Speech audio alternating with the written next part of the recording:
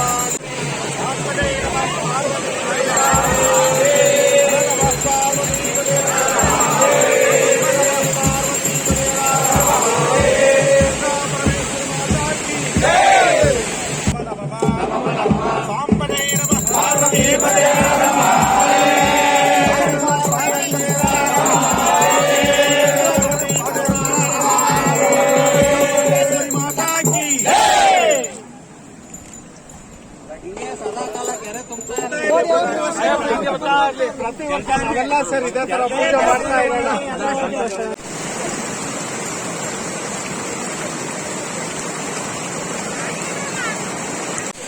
ಬೆಳಗ್ಗೆ